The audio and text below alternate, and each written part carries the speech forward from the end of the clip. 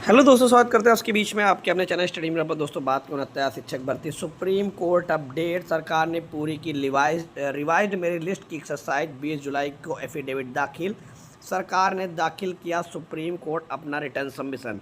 ठीक है, तो दोस्तों आप देख सकते हैं दूसरा रिटर्न सबमिशन सरकार, पहला 20 जुलाई को दाखिल किया था, दूसरा आज के दिन रिटर्न सबमिशन सरकार द्वारा दाखिल किया गया है। पहले से शिक्षकों को नहीं करना होगा डिस्टर्ब, योग्य अभ्यर्थियों को मिलेगा मौका। एमआरसी माइग्रेशन को दिया गया प्रभाव, 21 जुलाई को सुप्रीम कोर्ट में हो गई अगली सुनवाई। तो दोस्तों 21 जुलाई की सुनवाई हो गई थी, ठीक है, ये 28 जुलाई को थोड़ा गलत मिसप्रिंट हो गया। तो आइए देख लेते हैं, सबको डिस्कस करेंगे इस वीडियो के माध्यम से। तो वीडियो बिना स्किप करते बने रहिए मेरे साथ आपके अपने चैनल स्टडी मीडिया पर। जो लोग चैनल पर नए हैं तो प्लीज़ चैनल को लाइक करें, शेयर करें, सब्सक्राइब करें, साथ में बेल आइकन दबाना भूलें ताकि मेरे वीडियो नोटिफिकेशन आप तक पहुँच जाए। शुरू करते हैं। 60 एफिडेविट यहाँ पर लगाया है सरकार ने, आप देख सकते हैं। Return submission behalf the respondent state UP. ठीक है, यहाँ आप देखते हैं, यहाँ पर वाइट जियो, एक जो जियो की बात हुई, कब जियो आया 69 भर्ती का, उसके बारे में यहाँ जिक्र किया गया है। और 6/2019 को पेपर होता है, फिर उसके बाद 60-65 का क्वालिफाइंग मार्क का जिक्र किया गया है। और ये सारी चीज़ें फिर उसके बाद 7 तारीख को देख सकते हैं आप, उसके अगेंस्ट जो ये 6/5 को जजमेंट आता है अगेंस्ट में डिसमिस का, ठीक 7/1/2019 के जो कट ऑफ लगती है। यानी कि यहाँ पर पूरी राम कथा बताई गई इस केस के बारे में, ठीक कैसे सिंगल बेंच से कट ऑफ मामला गया, सुप्रीम कोर्ट गया, चीज़ें हुई, पूरी राम कहानी यहाँ पर है। इसको मैं आपको डाल दूंगा चैनल पे, देख लीजिएगा।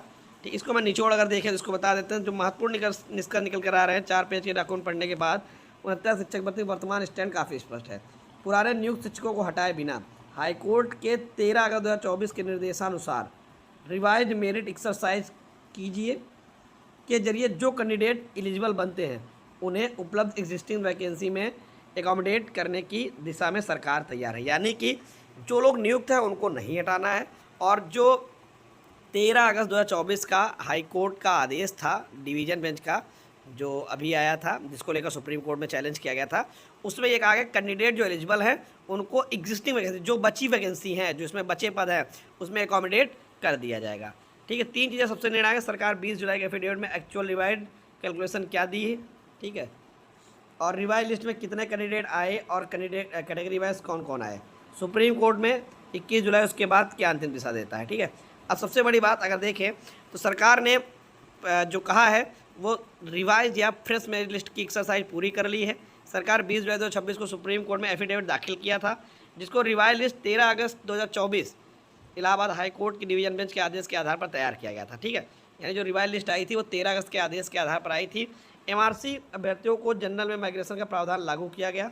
सरकार का कह रहा है कि पहले से नियुक्त शिक्षकों को हटाए डिस्टर्ब किए बिना रिवाइज मेरिट लिस्ट में आने वाले योग्य अभ्यर्थियों को एकोमोडेट किया जाएगा। नए कैंडिडेट को अपॉइंटमेंट मौजूदा रिक्त पदों में अधीन ही मिलेगी। अगर रिक्त पद हैं तो जितने रिक्त पद उतने ही मिलेगी। कैंडिडेट को मिनिमम क्वालिफिकेशन पूरी करना अनिवार्य है। सरकार ने साफ कहा है कि यह व्यवस्था 69 शिक्षक भर्ती विशेष परिस्थितियों तक सीमित होगी। इसे भविष्य की भर्तियों में प्रेसिडेंट नहीं माना। यानी कि यह स्पष्ट इन्होंने लाइन लिख दी है कि ये जो चीज़ है ये सिर्फ 69 भर्ती के लिए हम करने जा रहे हैं, इसको भविष्य की भर्तियों में इसका आधार ना बनाया जाए। 68 वाली पुरानी सूची विवाद भी इसी रिजर्वेशन एमआरसी मुद्दे से जुड़ा हुआ है। सबसे महत्वपूर्ण यह सरकार की रिटर्न सबमिशन है, सुप्रीम कोर्ट का फाइनल जजमेंट नहीं। अंतिम फैसला सुप्रीम कोर्ट से होगा। अगर एक लाइन में इस आदेश को समझें तो सरकार ने रिवाइज मेरिट लिस्ट की प्रक्रिया पूरी करके कोर्ट को एफिडेविट दे दिया है और उपलब्ध वैकेंसी में पहले से नियुक्त शिक्षकों को हटाए बिना रिवाइज मेरिट लिस्ट में आने वाले एलिजिबल कैंडिडेट को समायोजित करने की बात कही है। यानी कि स्पष्ट इस जो एफिडेविट का मतलब निकल रहा है कि किसी को भी हटाने की बात नहीं कही है, और जो बचे पद हों, जो एग्जिस्टिंग वैकेंसीज हों, उसमें लोगों को फिलअप करना है। ठीक है, तो ये है इस पूरे रिटर्न सबमिशन का अर्थ है। धन्यवाद।